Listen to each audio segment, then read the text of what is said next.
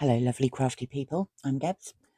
Welcome or welcome back to my channel, The Creative Book Shack. I am filming this in advance because I have just returned from a visit to my family down south where my eldest grandson turned 3. I stayed with my mum, and as usual, as regular viewers to this channel will know, every time I stay with my mum, she gives me crafting useful stuff. So I'm going to post this Friday for Flip Through Friday, which is hosted by Gwen the Trash Witch. But I've got to record it today because this lot needs putting away before I can actually do anything else. So without further ado, I've got various bits of watercolour paper, including a very large watercolour pad. Then I have books. Let's start with the bigger ones. I have a book called Homework for Grown-Ups, which is all sorts of things. It's subtitled Everything You Learnt at School and Promptly Forgot. So this could be quite interesting. Also, pages are a nice weight, and inside it I found a map of London's tube system. This, Tales from the Malay Quarter. Now I'm going to have to read this before I rip it apart. But look at the patina on these pages. There's a lovely image there. And then we have various stories, and they have these, aren't these wonderful? And the letters. And the pages are a lovely weight. And like I say, I'm going to have to read it first. I would be lynched by my booktube friends if I didn't read it first. But there's so many of these gorgeous images. Then we have The Girl's Book of Hobbies. And I don't know...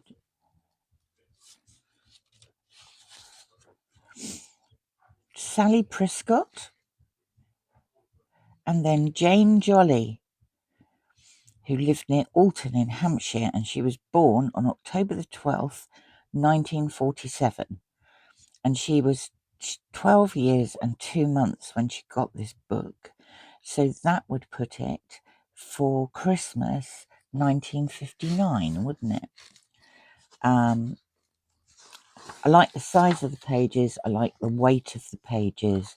There's some great illustrations in here and things like knitting patterns and all sorts. So I can have fun with that. This is a more modern one, A Year in the Country. And this was published in... Not going to tell me, is it? No. But again, got this one for the images, which are just beautiful, and they're not too glossy. So look at these. I could do things with those. So that's going to be fun. Again, I'm thinking I'm going to give it a read through before I cut it to bits. This one, I have the larger version, but this is packed full of images of the 20th century. Now, some of them aren't nice. There's a photograph in here of a lynching. Oh, that's it. I'm not going to show you that. But they go through in order, in date order, great historical moments, and just quirky things as well. I don't think I'd cut the big one up, but this one is ripe for mining. Then I have this, the 17th edition in English of A Guide to Mallorca, and we've got a nice map there. This is from 1958. Again, lovely images, lovely old photos. Maybe I do an architectural journal at some point. There's a town centre map of Palma in Mallorca.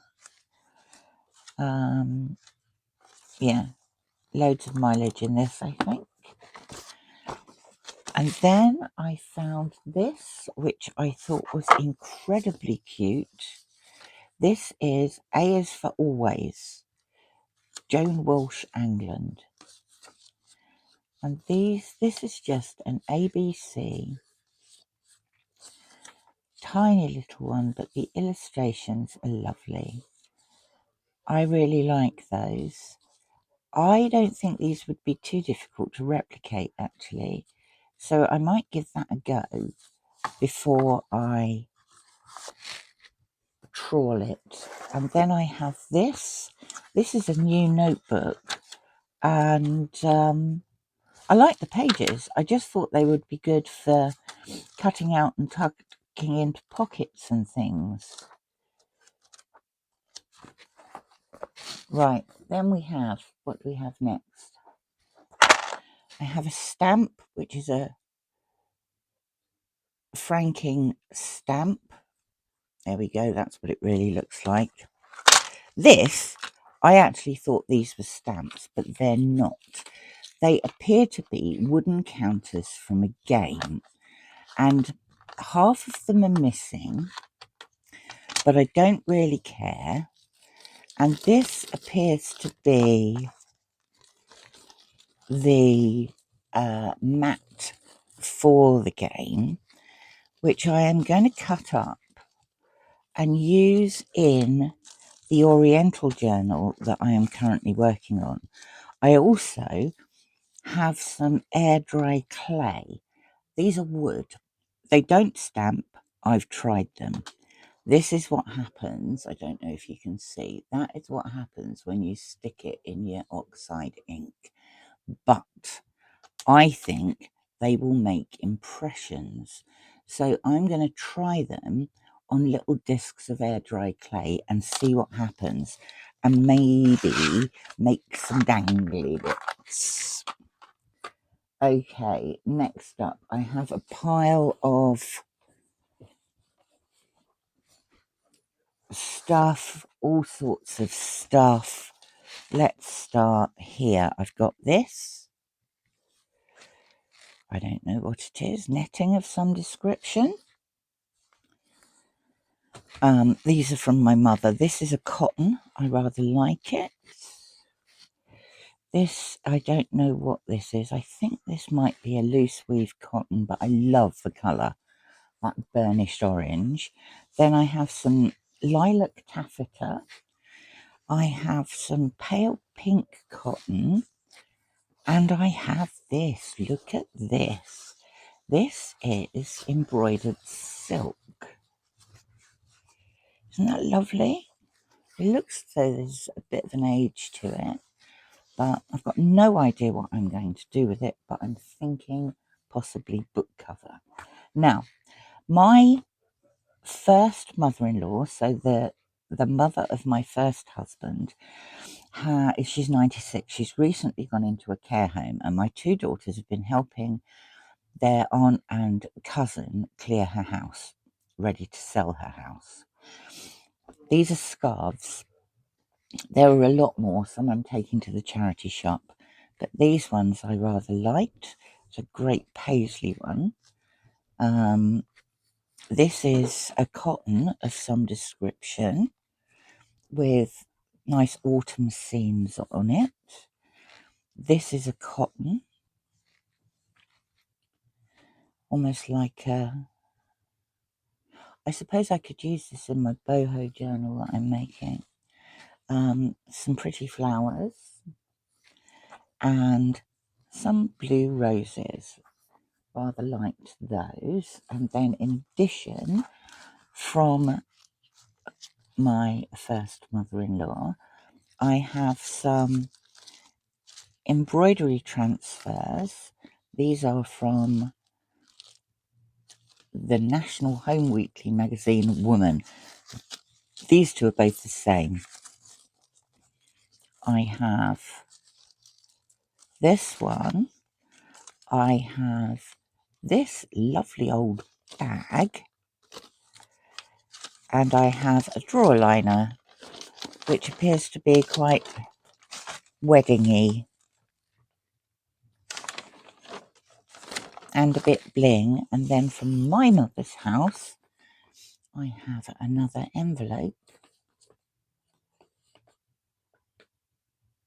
which I rather like. There's nothing in it. Then, also from my mother's house, I have various different bits of thick yarn, which is rather nice. I have this. I have some vintage lace. I'm not sure what this is for. It might be a cuff, do you think? It's got press stud on the end there. It might be a cuff. I've got this beautiful vintage lace. This is more crocheted, I think, and I believe it's probably a collar, if you look at that detail there. And then I have 3 of these vintage lace collars. 1, 2, 3. Finally, I have this amazing, but I say finally, I've also come back with a crate of books that housed Brooke Bond tea or other tea cards.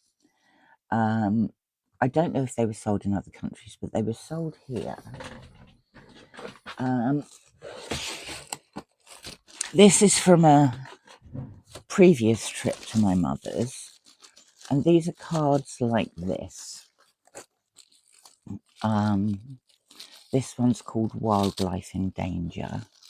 You used to collect them from bags of tea, and they're this sort of size.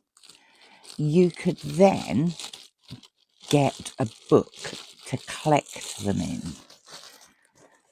These are the size of the books. This one actually is completely empty, but I have many full ones. I don't know where I got this from. This wasn't from my mum. But I've now come back with a crate of these books that are, I don't know whether any are completely full, but many of them are partially full. I've left those in the car for the moment because I can't think what to do with them, but I have brought back this cigarette card book, which should be able to tell me a little about them. So I will read this, and then when I finish reading it, I shall cut it to pieces and use these amazing images, because just look at them. I'm going to be hard pushed to decide which side of the page to use. And these are the varieties of themes. Like these ones, you collected part of the animal. So a whole animal was made up of 3 different tea cards. Birds, butterflies, fish. I've got a thing about chickens, vintage cars, trains, racing things, ships. And this was actually individual cigarette cards, but it made up a complete picture as a mural.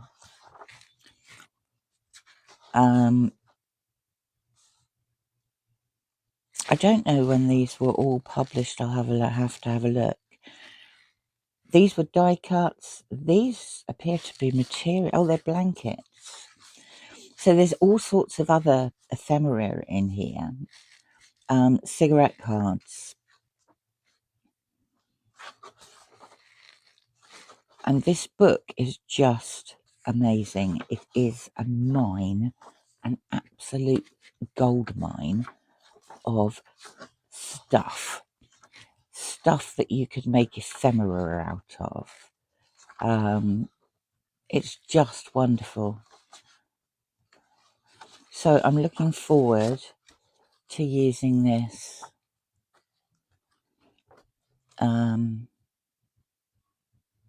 They're interesting.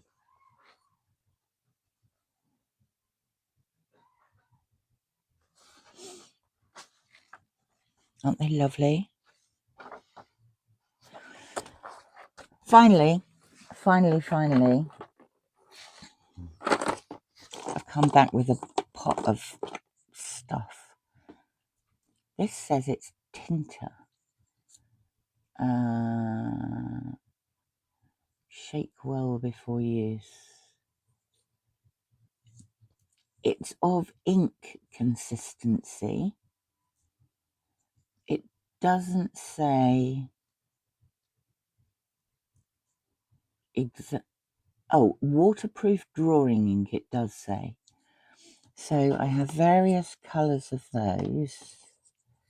What have I got? 4 of those. This is paint. Quite thin paint. I have 5 of those. And then this is silk paint. Beautiful colours. And I have 3, 6, 9, 12 of those. They're really vibrant, these colours. There also appears to be a partial dead spider in the bottom. I do love those. So, that is my haul from my mother's house and my first mother-in-law's house. I think I've done pretty well. Neither of these lovely ladies help in my finding my floor hashtag or my using what I own hashtag. However, I am not prepared to turn down this wonderful pile of stuff that I'd pay nothing for. So, I hope you enjoyed that flick through of various acquired things from the aging relatives, and thank you for popping by. I will speak to you soon. Bye for now.